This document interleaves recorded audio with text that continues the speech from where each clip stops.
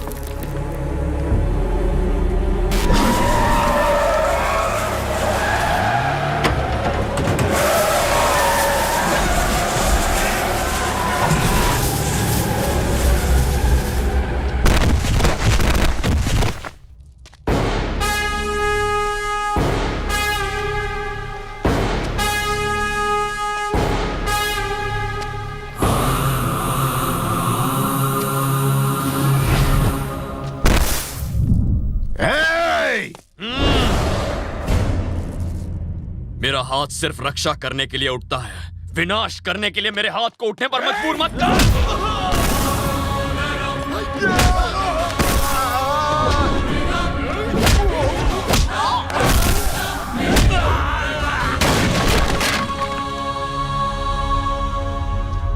तू मेरा शिकार करेगा? कुत्ते कभी शेर का शिकार नहीं करते। जिंदगी देने वाला भी वो है और लेने वाला भी वही है। इस दुनिया में कौन कितना जिएगा, कौन कब मरेगा, ये सिर्फ और सिर्फ उस ऊपर वाले के हाथ में है, तुझ जैसे शैतान के हाथ में नहीं। जल्लाद कहीं का। तू हमको जानता नहीं, इतिहास उठा के देख, यहाँ के विधाता हैं हम। विधाता के अलावा कोई और इतिहास नहीं रच सकता। भूत भविष्य वर्तमान सब उसके हाथ में है। धरती उसके हाथ में है, आकाश उसके हाथ में है। उसकी मर्जी के बिना यहाँ का पत्ता तक नहीं हिलेगा। याद रख, आज मेरा हाथ सिर्फ रक्षा के लिए उठा था। अगर ये विनाश के लिए उठा तो तुझे, तेरे बच्चों को, तेरे खानदान को, तेरे पूरे वंश को मैं राख कर दूंगा। सर्वनाश। तेरे खानदान में अगली 10 पुश्तों तक लड़का तो क्या, एक चूहा भी पैदा होने से काम चलेगा। मुझे कसम है इस धरती की, मुझे कसम है इस आसमान की, अपने परिवार और इस सारे राज्य का आज से मैं रक्षक हूं।